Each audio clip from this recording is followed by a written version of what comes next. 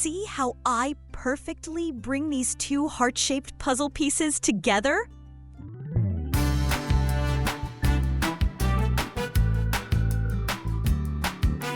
Welcome to Happy Place Creations by Connie. And today I've got these two heart-shaped puzzle molds, and I have the cutest idea for them.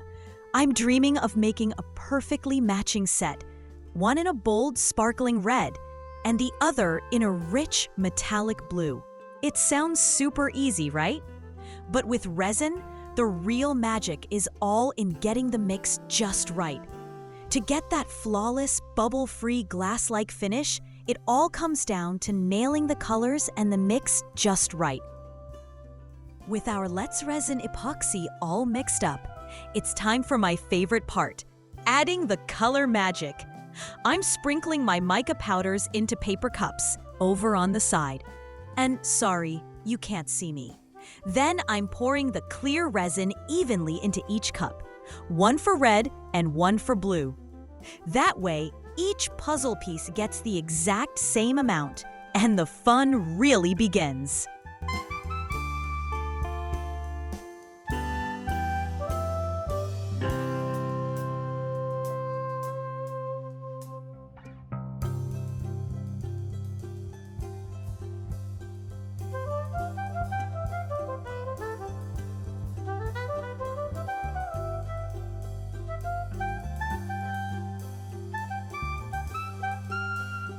When you are mixing in your mica powder, you want to make sure you scrape the bottom, the sides, and even your stir stick, so every bit of that sparkly mica gets mixed in nice and smooth. Then, I like to let my mica powder hang out for a little bit, so any mica that has not fully dissolved gets a chance to float to the top and gives you a peek at what has not mixed in yet. Sometimes, you can just take your stir stick and scoot it to the side of the cup and break it up. And then it will dissolve. But I like to let it do its thing first. If it still needs a little backup, just give it a hand.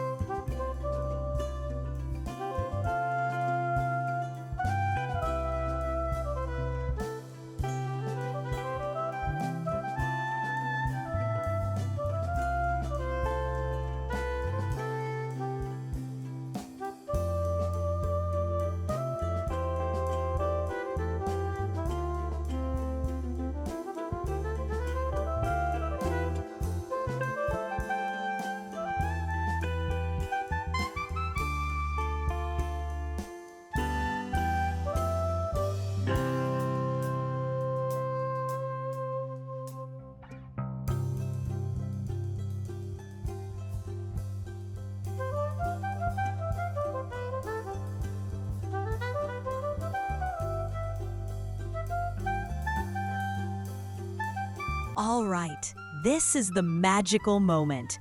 Our molds are perfectly prepped, our resin is bursting with dazzling color, and now it is time to pour with care and a little extra sparkle.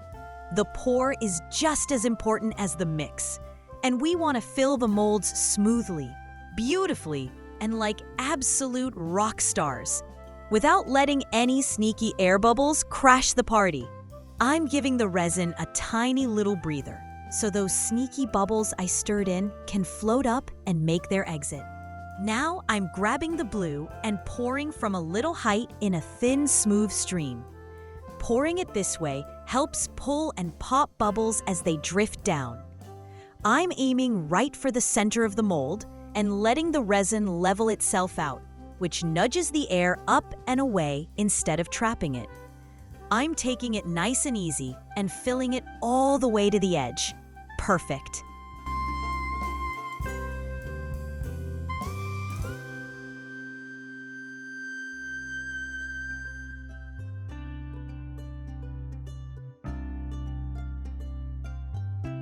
Now, I'm grabbing this shiny metal tool and giving the edge a careful little tour because it is definitely not wood, and wood loves to make bubbles crash the party.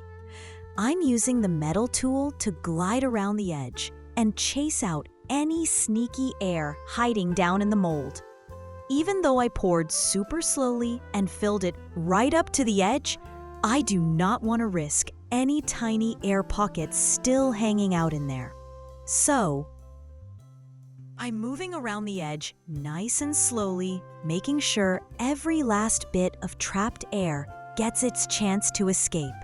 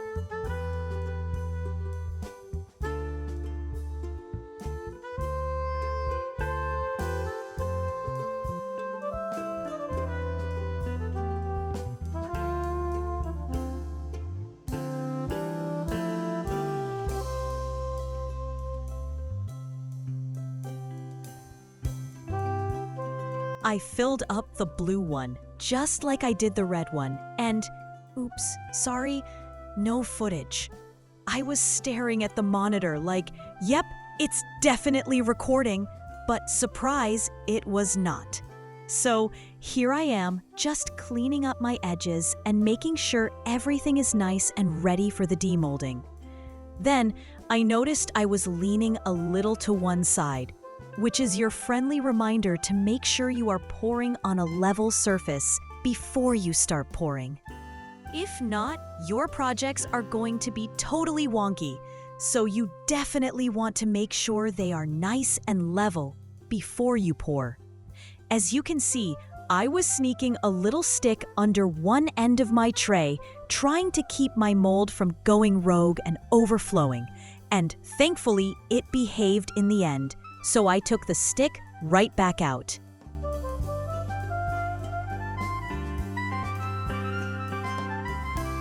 Time for the big reveal. And I'm going to do a little happy sanding and some sneaky trimming once I get them out of the mold. And you want to pop your molds right back the way they were once you get your product out of the molds, because it is super important that you keep your molds in their original shape, because it does not take them long to get out of their groove. Shape matters because, wow, these little legends have really been through the ringer. They have faced the heat, been stretched to the max, and can go all wibbly-wobbly before you know it. So you want to snap them back into their original shape, nice and quick.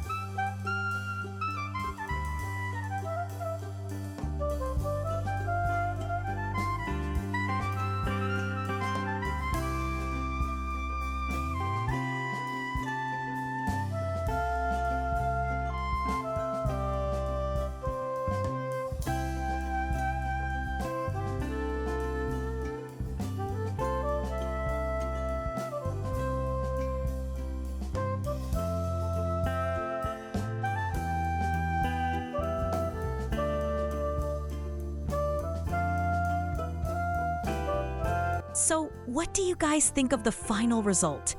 Are you team fiery red or mysterious deep blue? I would absolutely love to hear which side you are on in the comments below. And if you had fun watching this process and maybe picked up a cool little resin tip along the way, I would be so happy if you gave this video a thumbs up and subscribed for more creative projects. Thanks so much for being here, and I will see you in the next one.